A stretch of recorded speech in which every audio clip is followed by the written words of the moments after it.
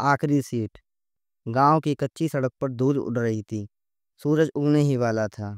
रामदयाल 62 साल का एक साधारण किसान धीरे धीरे चल रहा था। कपटी टांगों और फटी चप्पलों के साथ। उसके साथ था उसका 19 साल का बेटा गौरव, जो शहर में सरकारी नौकरी के इंटरव्यू के लिए जा रहा था।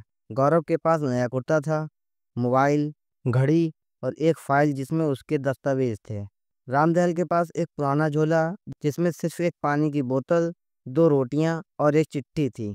एक मुड़ी तुड़ी चिट्ठी जिसको वो बार बार पढ़ने की कोशिश करता मगर पढ़ नहीं पाता। बनारस जाने वाली ट्रेन प्लेटफार्म पर आ चुकी थी। धक्का मुक्की में रामदयाल का पैर किसी ने कुचल दिया। बेटा गौरव जल्दी से चढ़ गया और ट्रेन के डिब्बे में एक आखिरी सीट पर बैठ गया। रामदयाल पीछे ही रह गया।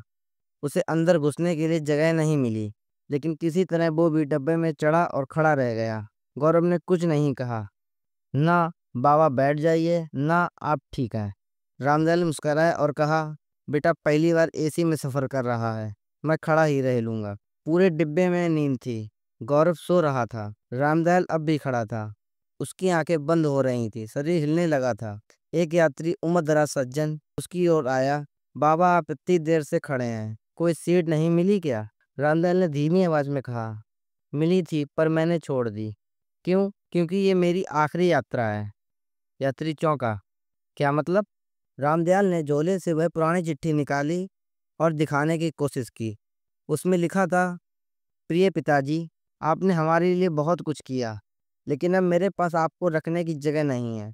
मैं अब शादी करने जा रहा हूँ और मुझे शर्म आती है कि आप जैसे आदमी को लोग मेरे पिता कहें। कृपया गांव में ही रहें। गौरव। वो चिट्ठी 6 महीने पुरानी थी, लेकिन रामदयाल ने कभी इसका जिक्र नहीं किया था।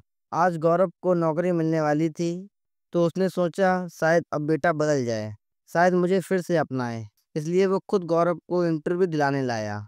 खड़ा रहा, भूखा रहा, सिर्फ एक उम्मीद में कि बेटा उसे एक बार पापा कहे। सुबह ट्रेन बनारस पहुंची। गौरव की आंख खुली तो बोला, बाबा आप पूरी रात खड़े थे? रामदयाल मुस्कुराया, हाँ बेटा, तुम्हारे भविष्य की नींव में मेरी नींद दफन हो गई। गौरव चुप था।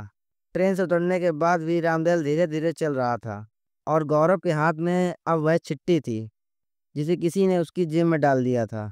गौरव पढ़ते पढ़ते रुक गया। उसकी आंखें भर आईं। पीछे पलटा, लेकिन रामदयाल अब भीड़ में कहीं गायब हो चुका था।